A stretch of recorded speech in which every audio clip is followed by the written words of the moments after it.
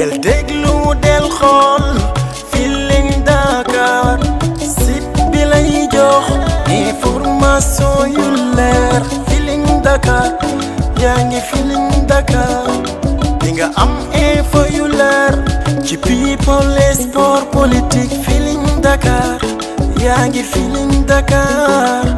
Feeling Dakar notre plateforme d'information. salaamaaleykum mbokk internetu Feeling Dakar TV amati naa mbégte jàkkaarloo ak yéen comme ni ma koy defee saa su nekk rek damay am invité saa su nekk di waxtaan ak moom alors tey nag ki ma invité mooy Mame Gor Diazaka dama koy bàyyi mu nuyoog mbokk internet mi Mame Gor salaamaaleykum.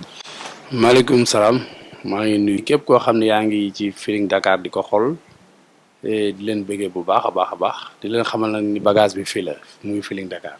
gis nañu appréciation yi merci beaucoup kontaan nañu alors Mame Gor tey ñu seet si la tey pour waxtaan ak yow li nga xamante ne mooy actualité bi ñu bëggoon xam Mame Gor politicien nga wala yow woykat nga parce que dañuy gis souvent ci politique bi di gis ci woykat ban côté nga def woykat. Youssou Ndour lan la du day way di politique damay way di politique damay politique man comme li Youssou Ndour di def laay def damay way di politique parce que ñi nga gis ñëpp tey jii muy Macky Sall muy képp ñi jiite nguur gi yëpp kenn ku nekk am nga métier xam nga Macky Sall ingénieur la ah tey jii ñii xëccoo réew mi ay ñoom ni ma ko mën a waxee comme Madické Niang avocat la Ablaye Wade avocat la woon xam nga donc nit mun nga am sa métier mais li soxal sa dëkk nga war ko mun def war nga ko mun def muy politique dama koy def. ok yow dañu gis yaa ngi ko ci politique bi trop ci li mu gis boobu est-ce que yow madame moo tax nga dugg ci. non man moom madame yaakaar naa ne bi may politique sax est-ce que moom boobu politique na parce que man politique bi may def mooy politique boo xam ni je suis avec le peuple mooy li nga xam ni tey jii arrangé wu dëkk bi même su fekkee ki yor pouvoir bi ma ànd ak moom su ma ko waree dénoncer dama koy dénoncer donc man yàgg naa parce que et puis tamit dëkk bi ma dëkk muy Rufisque dëkk politique la. dëkk la boo xam ne politiquement dafa yëngu parce que ay politiciens yi mag ñoo fa dëkkoon ay ñoom Béjak Diop Kora Fall xam nga ay politiciens yoo xam ne ñëpp ràññee nañ leen ci àddina. d'accord ñu bëggoon xam aussi ban relation nga am ak Macky Sall parce que dégg naa ñu ne Macky daf ko jox xaalis moo tax lan ban relation nga am ak Macky. Macky suma xarit la su ko neexee sax mu jox ma xaalis ah xam nga nit ñi moom dañuy lijjanti lu seen problème neewul nit ñi ku nekk am nga sa business am na looy lijjanti. donc koy ay kii jox na moom moo ni wala jox moom moo ni wala jox man du ma ànd ak nit pour xaalis ok mais Macky suma xarit la c'est mon ami président moom dëgg-dëgg sama xarit la te dama gis si moom ay jikko yoo xam ne jikko yu bien la parce que li ma gis si moom gis ma ko ci politiciens yi nekk fii c'est quelqu'un boo xam ni bu mu jëlee dëkk bi ba léegi gis nañ ni en 7 ans projet yi nga xam ni moom la fi Ablaye Wade bàyyi bi mu ñëwee daf ko yeggali et puis dafa am nu ñu koy waxee dafa am bilan. parce que boo xoolee en 7 ans en espace su 7 ans bi li mu ci liggéey dafa bëri donc moo tax Sénégal ay amati moom confiance renouveler seen confiance ak moom donc Sénégal moom bu la gisee nga ànd ak nit rek ñu ne non xaalis moo tax nga ànd ak moom mais su ko neexee sax mu jox ma xaalis. voilà ñu bëggoon xam ndax bokk nga ci parti wala bokk ci benn parti. non man du ma bokk ma ci benn parti politique man Macky laay jàppale nekkuma koo xam ni militant la dama am carte de membre APR wala non. Macky laa gis ni li muy def neex na ma ni mu koy defee neex na ma accompagner ko jàppale ko tey ji su ma demoon ba mu bàyyi ma gis ku ko remplacer di doxal noo xam ne neex na ma jàppale la su ma neexul du ma la jàppale voilà. souvent la ñuy gis Mame Gor di défendre population di défendre dëkkam léegi dañu bëggoon xam parce que Mame Gor gisoon nañ ko avant moom Youssou Ndour neexoon ñu woon te tey gis nañ ne Mame Gor ak Youssou Ndour léegi ay xarit lañu. loolu lan moo nekkoon seen problème. non Youssou Ndour mosuñu am benn problème c'est que xam nga dañu mën nañ jiwoo ci ay kàddu xam nga fii nit yi bu ñu gisee nga def benn sortie peut-être sortie bi mën nañ ko jël kenn ku nekk ak ni nga koy gisee mais Youssou royukaay la c'est un artiste boo xam ni tey jii réew mu sañoon mu juddoo sa dëkk sa Youssou Ndour c'est quelqu'un boo xam ni il fait partie des 100 personnalités du monde dëkk Sénégal donc kooku man pour man. soo ko bëggul tey def li muy def soit da nga soxor wala bëgg loolu baax mais c'est quelqu'un boo xam ni man yàlla dogal na on a des relations suma xarit la suma grand la te man du ma ni kenn suma xarit nga te doo suma xarit dañu seex jàmm seex teraanga mu nekk suma grand nekk royukaay nekk ci réew mi donc waxuma la sax réew mi mais jeunesse africaine bi yëpp dañ ko war a roy parce que il est parti de rien bi muy démarrer carrière am 13 ans la am xam nga càngam sorewul noonu tey ji mu dem ba nekk ñu di dégg monsieur le ministre ça veut dire que ni c'est quelqu'un boo xam ni exception la ay genre Youssou Ndour yi par 100 ans benn yoon la ñuy judd ci réew voilà. mais dañuy gis souvent dañu bëri li ngay clash ay nit comme Aliou Cissé gis nañ ne début bi da nga ko doon clash léegi ñu gis ne yéen ñaar am ngeen ay rapport yoo xamante ne nii vraiment jaaxal na nit ñi. man début bi da ngeen dañu sama accepté wu kon dafa doyutoon comme entraîneur. voilà xam nga damay wax benn affaire il faut nit ñi comprendre ko sa doom bi nga jur man sama doom sax dana man papa yow temps dama contrer papa dama koy clash parce que nit soo ko bëggee il faut ngay dal ci kawam muy sa doom muy sa jabar même sa yaay bi la jur des fois danañ juboo ci ay kàddu juboo ci ay kàddu ñàkk juboo ci ay kàddu taxul yow nga contre nit ki tey jii Aliou Cissé su ma gisee ni lii doxul dama koy wax coupe du monde bi ñu fa demee ma gis ni benn moment doxul dama ko dénoncé wax ko mais coupe d'Afrique bi il a prouvé tey jii peut-être dal yi ñu doon dal ci kawam ci mondial bi ak coupe d'Afrique ba la passé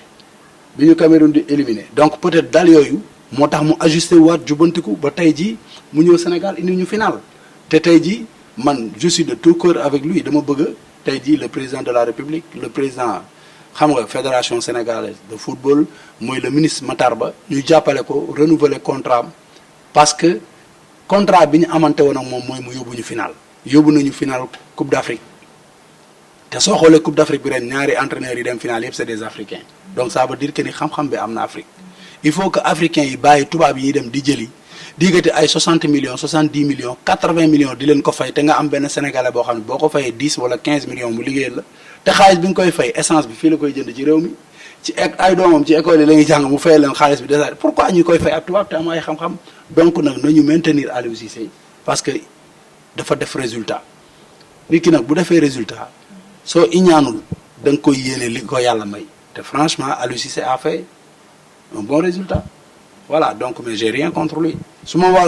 tey nag suba su ma xëyoon suba teel gis ko mu def loo xam ni naka sunu dul noonu la ma war ko mën a kaas dinaa ko kaas parce que man ginaaru kenn nenu ma je dis li ma xalaat dama koy wax. d'accord léegi gis nañ que yow yaa ngi woon Caire ci match bi gis nañ aussi nga def sa première sortie ngay clash joueurs yi que ñu dëgëral seen yaram parce que gis nañ ne buñ leen laalee tuuti sax ñu daanu affaire yooyu noonu parce que yow yaa fa nekkoon naka nga doon dundee ak joueurs yi. waaw loolu ba ma ko defee loo ci gis ñëw nañ final de. wax ji baax na ci de parce que xam nga ñun man dama koy wax jour keroog Sadio Mané ñoo bokk avion bi ñuy ñibbisi ci aéroport bi dama taxaw man Sadio Mané gi taxaw ñoom ñëpp ñu taxaw li ma wax ni ci internet laa koy wax sénégalais ba nga seetaan man leen yéen ñii famuma ci kenn awma seen jot sax pour di leen faam man dama am jotu dem topp ay boy daqaay bal di daw di leen faam man faamuma leen drapeau Sénégal bi lañ bokk je suis un patriote du ma jóge fii bàyyi suma njaboot bàyyi samay doom bàyyi sumay xarit bàyyi suma kër pendant 1 mois nekk ci àll bi ak Égypte ni mu tàngee seen lekk yi neexul man nekk fa di dang-dang yi di topp ay boy pour plaisir u bët rek non dañuy ñëw di ñafe dëkk bu nekk indi 23 jours seen tànk yi ak seen yàpp yaram yi nañ ko joxe man mënuma accepter Caire 86 bi Sénégal di qualifié Caire 86 li may wax nii sénégalais yu bëri xam nañ ko Mamadou Taw ñoom xamoon nañ Tahir Abou Zaïd moo daxoon football ci Afrique égyptien la woon ñoom ñoo organisé Caire 86 Mamadou Taw moo fa dem bënn bopp bi toj ko deret ji ni cir naari tiit naar bëggul gis deretam Taw mu may dégg xam naa ne bu koy seetaan affaire bi donc sénégalais dafa mës a am fulla dafa mës a am fayda mais mënu ñëw di football ak ay algériens yi di ñu tàkkale ñuy daanu ñu ñuy tamponné booy di tëdd suuf ñu lay kii ku ne nii ku ñu laal nga wañaaru mais dañu laal suma xol comme nag man maa fa nekk célébrité sénégalais xam ma man taxaw ni leen bàyyi leen seen affaire yi góor day dëgër. mais est-ce que nekkul ne aussi football moo metti rek. non dama ni gis nga ni xale yi joxe nañ lu ñu mën. waaw dama ni soxna si football dafa metti naar yi dañuy football ñoom dañuy football pourquoi ñoom ñu bëgg a naar yi ñëw di leen fel ñuy tëdd sénégalais noir moo daan fel naar muy tëdd pourquoi ñoom ñu koy nangu. ba ma ko waxee gisoo bi ñuy footballat ak ñoom Sadio Mané tojul bakkanu waa ji xaw ma liggéey waa ji dara di sangu ko parce que il faut que tey ji football bi moo laaj loolu naar yi dañ naan joueur sénégalais yi joueur yu seer lañ tey jii ku mel ni Sadio Mané par semaine mën na laal 450 millions gars yi xam nga karab nañ leen gaañ mais buñ la gaañee nga jëngu ñu gaañaat la nga jëngu dañ naan kii dof la day arrière mais il fallait que discours bu mel noonu am def discours bu mel noonu nag taxul nga doon seen noonu wala nga doon noonu équipe nationale dama leen xamal rek ni leen te nag gis nga jour boobu laa gedd gëj a dem seen entraînement ba nit ñu gañee coupe bi ba nit ñu ànd di ñëw bu ñu ñëwee nag ci aéroport bi ci laa taxaw xamal leen ni leen ni ñun bañuñu leen dañ leen a bëgg moo tax ñu bàyyi suñuy soxla ñëw di leen accompagner mais nag doo ñëw di accompagner mbër moo xam ni fu ñu ko dàqee mu daw voilà mais te ba ma ko waxee de jëngu nañ de jëngu ba final. mais d'habitude dañuy gis comme actualité su amee dara bu amee Mame Goor rek mooy li ñuy gis comme moo ci fës parce que artiste la moom mooy génn di tontu la nekk ci réseaux sociaux yi di wax da nga koy def pour nit ñi di la suivre wala da nga koy def pour buzz wala da nga koy def pour défendre sa réew. est-ce que yow bi ngay ñëw fii man maa la woo pour nga ñëw jël ma. parce que dañuy gis ne yaa ngi non non mais noonu la c'est que man amul benn presse bu may woo pour wax ak yow nit yi peut-être ñuy gis dara xew ci réew mi ñu ne Mame Goor il n'est pas froid aux yeux li muy wax parce que fii ñu bëri dañu hypocrite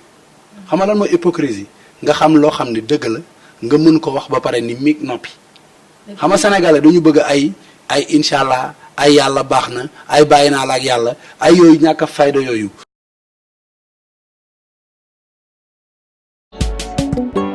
del déglu del xool Feeling Dakar site bi lay jox information yu leer Feeling Dakar yaa ngi Feeling Dakar di nga am info yu leer ci people et sport politique Feeling Dakar yaa ngi Feeling Dakar Feeling Dakar notre plateforme d'information